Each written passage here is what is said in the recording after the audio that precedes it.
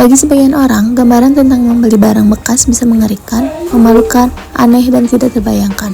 Meski begitu, thrift shopping belakangan ini menjadi populer dan dianggap sebagai alternatif belanja dengan keunggulan tersendiri, terutama dari segi lingkungan. Industri fashion menjadi salah satu penyumbang utama polusi air, listrik, dan emisi gas rumah kaca. Mengutip Depredator.com, limbah yang dihasilkan oleh industri fashion rata-rata 31,75 kg per tahun. Secara global, industri ini menghasilkan 13 juta ton limbah tekstil setiap tahun, yang 95% diantaranya dapat digunakan kembali atau didaur ulang. Oleh karena itu, thrift shopping tidak hanya mengurangi sampah, tetapi juga mengurangi polusi. Jika satu item barang dijual dan dibeli bekas, berkurang satu item pakaian yang diproduksi. Untuk pengetahuan lebih lanjut, mari simak video saya berikut ini ya, yang sedang mewawancarai seorang owner thrift shop online. Assalamualaikum warahmatullahi wabarakatuh. Saya Salman Raya, mahasiswa manajemen S1 Universitas Widya Tama. Di video ini dengan tema tren ramah lingkungan, cerita sukses thrift shop online, saya akan mewawancarai owner dari Street Collection untuk bercerita tentang sejarah dan proses bisnis usaha thrift shop online ini.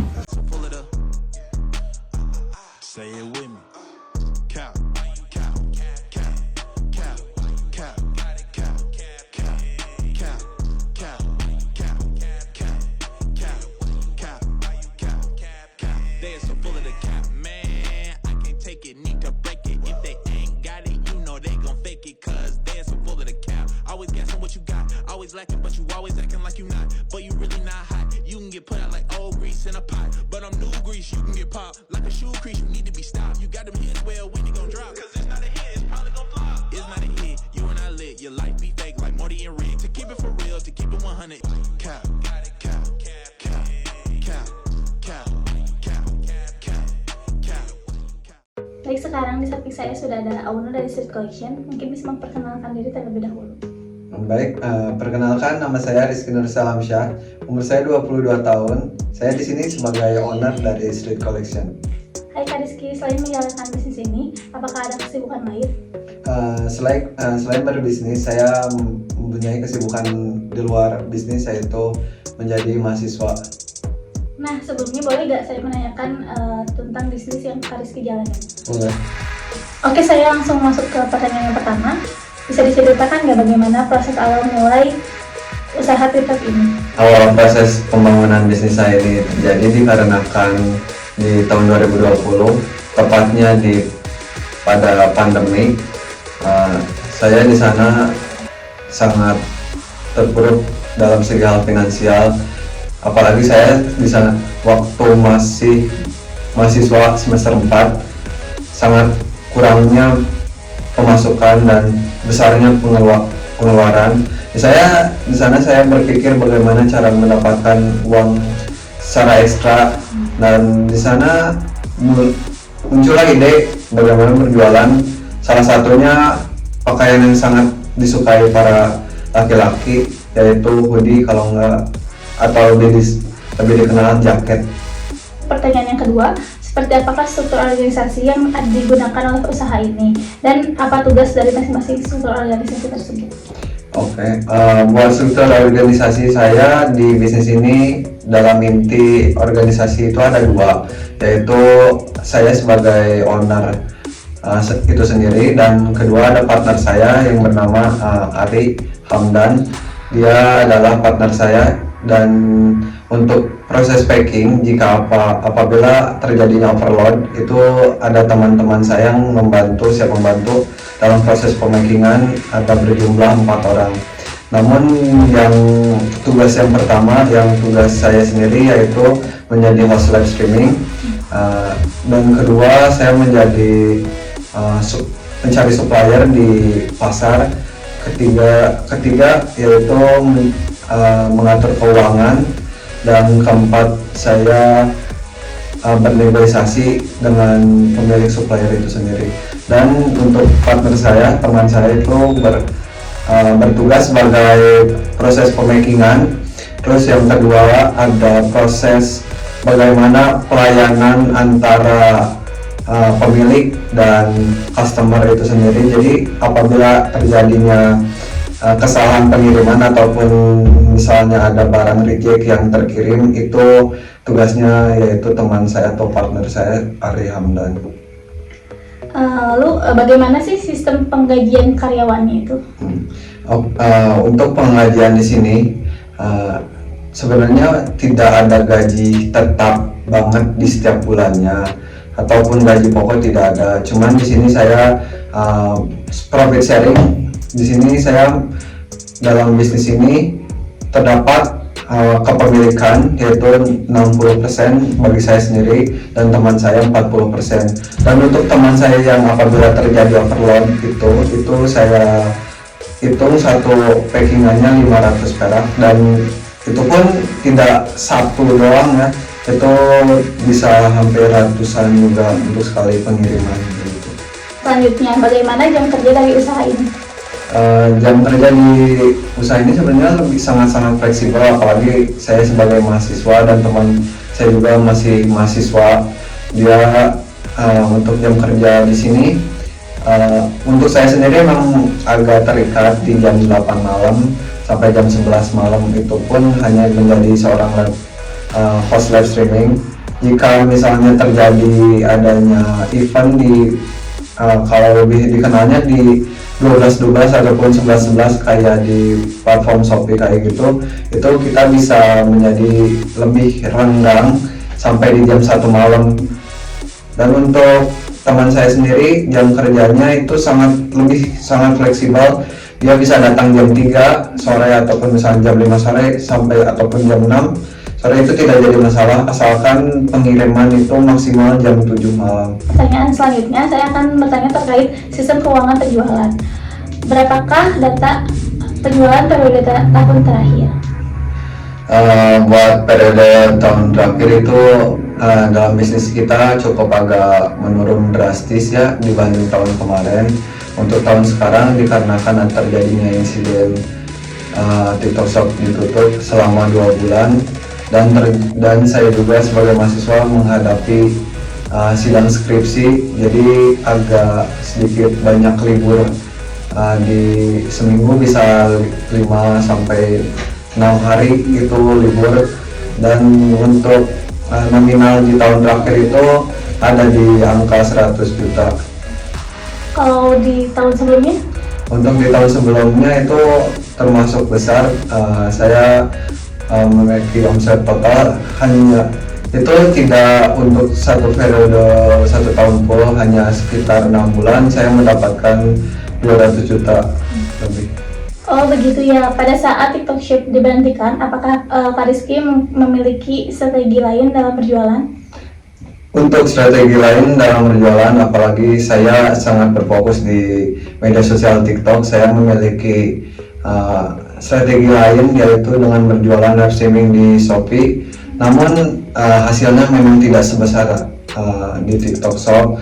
Namun selain menggunakan media sosial Shopee, saya juga melakukan dengan membangun relasi dengan teman saya. Jadi saya mengumpulkan persediaan barang dan langsung menjual dengan ke penjual lainnya juga. Jadi saya menjadi orang kayak transit barang doang. Oke, baik, selanjutnya siapakah pesaing bisnis usaha Anda pada saat ini, dan strategi apa yang Kak Rizky jalani untuk menang dalam persaingan? Untuk pesaing pasti ada pesaing, di setiap bisnis itu pasti ada pesaing. Cuman di dalam bisnis ini itu sangat luas sekali ya pesaingnya, dan untuk menangani itu saya memiliki satu strategi, yaitu dengan cara pembeda pelayanan. Jadi saya menerapkan pelayanan apabila terjadinya kerusakan apapun, misalnya terjadi salah kirim, itu dari pihak penjual itu melakukan ganti rugi 100% tanpa mengurangi biaya admin ataupun apapun itu. Jadi sangat-sangat untuk menguntungkan bagaimana customer bisa puas berbelanja di toko kami. Untuk selanjutnya saya akan menanyakan terkait produk dan pemasaran. Apa saja jenis produk yang ditawarkan oleh Kak Rizky? Untuk produk saya ini hanya satu doang, yaitu cuman hanya sekedar hoodie pria. Namun saya di sini mempunyai beberapa kategori dalam hoodie itu. Ada yang pertama itu ada brand ataupun jadi hoodie-nya di sana itu saya khusus untuk ada brand. Contohnya Nike, Adidas, dan ini kayak di belakang saya itu ada Under Armour kayak gitu. Dan untuk yang kedua ada jenis motif ataupun pakaian-pakaian yang memiliki motif yang baik, yang bagus, kayak graffiti yang ada gambar-gambarnya di badan ataupun misalnya hingga di punggungnya kayak gitu. Dan ada juga ada beberapa tapi tidak banyak untuk hoodie khusus buat wanita ataupun cewek-cewek yang umur SMP hingga SMA gitu. Selanjutnya, bagaimana kualitas produk yang Anda tawarkan pada saat pemilihan persediaan barang? Untuk kita sangat mengutamakan kualitas dalam memilih persediaan, apalagi untuk bagaimana cara memuaskan customer. Jadi dalam pemilihan barang, saya melakukan sortir terlebih dahulu. Yang pertama itu kayak sortir, ada kategorinya yaitu A, B, dan hingga C. Yang A itu hoodie khusus untuk memiliki kategori. Yang pertama itu bahannya tebal, warnanya masih sangat bagus, dan dan memiliki kualitas yang sangat baik. Dan untuk yang kategori B itu memiliki bahan yang baik, namun dia itu nggak memiliki brand seperti brand terkenal, cuma hanya sekadar brand lokal di pasaran biasa kayak gitu. Tapi untuk kualitas yang C itu sebenarnya kualitasnya sangat pas-pasan untuk kualitas C, dikarenakan itu bahannya agak bisa dibilang agak tipis juga. Namun kita sangat menyesuaikan bagaimana dengan harga. Jadi untuk setiap kategori itu beda harga, dan pastinya semakin rendah kategori semakin murah gitu. Kan tadi harganya semakin kurang, kualitasnya semakin murah. Ya. Menurut Anda, apakah harga yang diberikan sudah mengikuti pasaran? Sangat sudah mengikuti pasaran, bahwa saya berani mengklaim bahwa toko saya itu jauh lebih murah dibanding toko yang lain, dikarenakan pasaran untuk kategori A ataupun misalnya hoodie seperti yang khusus brand-brand itu, orang lain bisa pasaran menjual bisa di 150.000 hingga 200.000, namun di toko saya hanya menjual dari 80.000 hingga 100. Itu 100 udah hampir paling mahal. Dan untuk misalnya yang di kategori B itu, orang lain misalnya di pasaran lain bisa menjual 80.000, namun di toko kami hanya menjual 50.000 hingga 60.000. Dan untuk kategori C itu sebenarnya bisa dibilang harganya sangat murah dan sangat terjangkau, dikarenakan kualitasnya juga yang sangat pas-pasan, itu di range harga 15 hingga 25.000 gitu. Selanjutnya, apakah usaha ini melakukan promosi penjualan secara langsung atau menggunakan media sosial untuk penawaran produk? Untuk promosi secara langsung ataupun misalnya secara offline itu kita tidak menggunakan promosi itu. Namun untuk media sosial, apalagi di media sosial yang sangat luas ini, saya pertama itu menggunakan Instagram. Instagram itu saya menggunakan pembayaran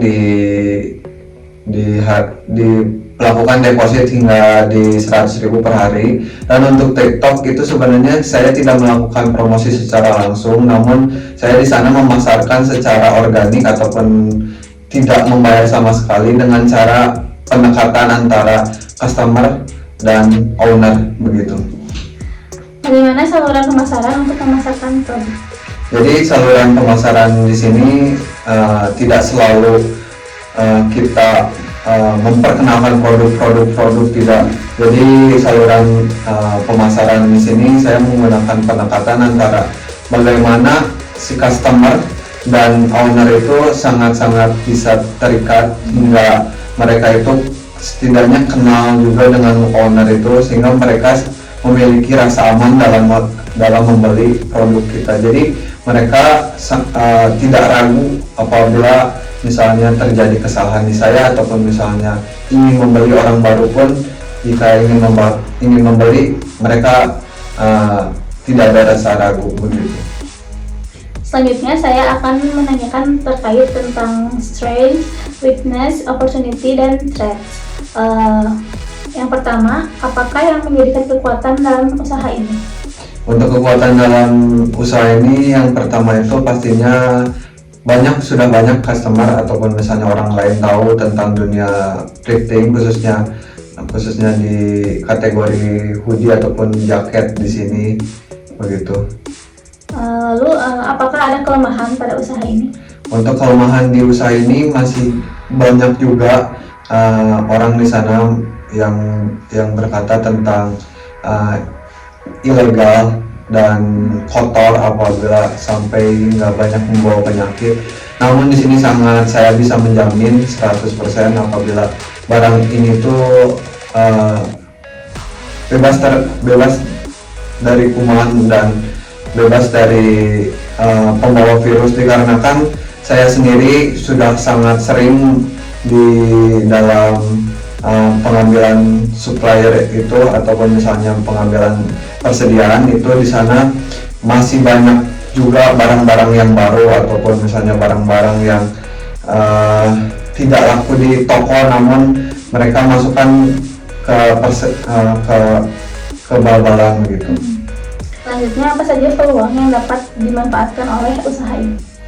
Untuk peluang di dalam usaha ini sebenarnya cukup luas juga ya.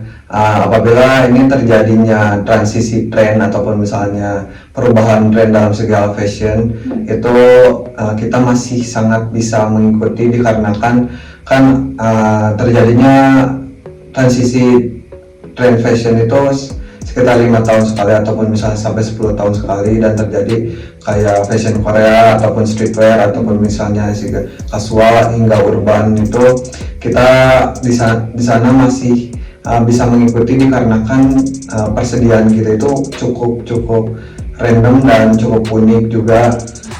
Jadi untuk sangat bisa mengikuti pasar tren yang ada setiap perubahan. Lalu, siapakah ancaman dalam menjalankan usaha ini?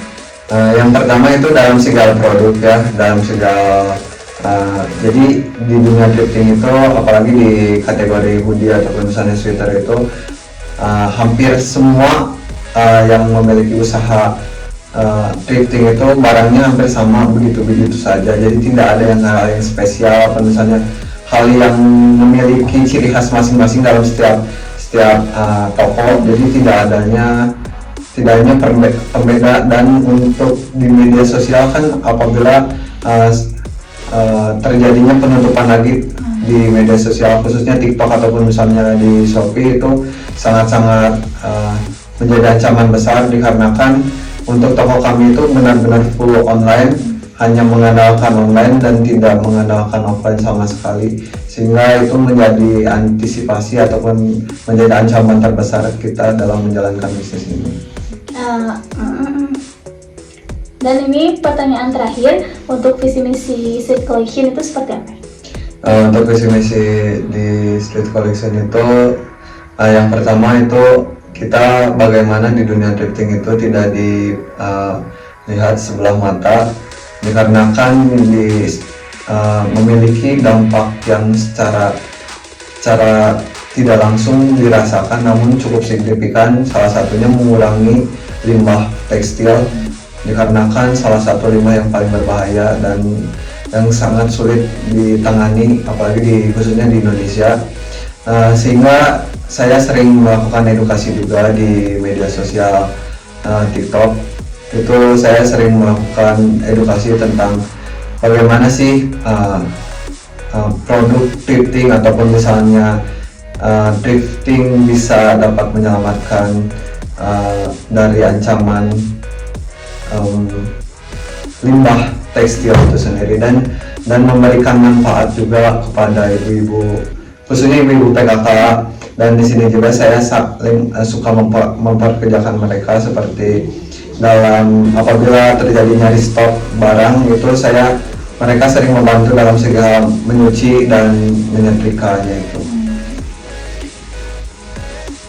Terima kasih sudah mau berbagi cerita tentang hal ini ya Kak. Semoga usaha Kak Rizky semakin sukses dan berjalan lancar. Nah, sekian video wawancara dari saya sama Nurul Inayah dan Rizky dan Salamsyah. Wassalamualaikum warahmatullahi wabarakatuh.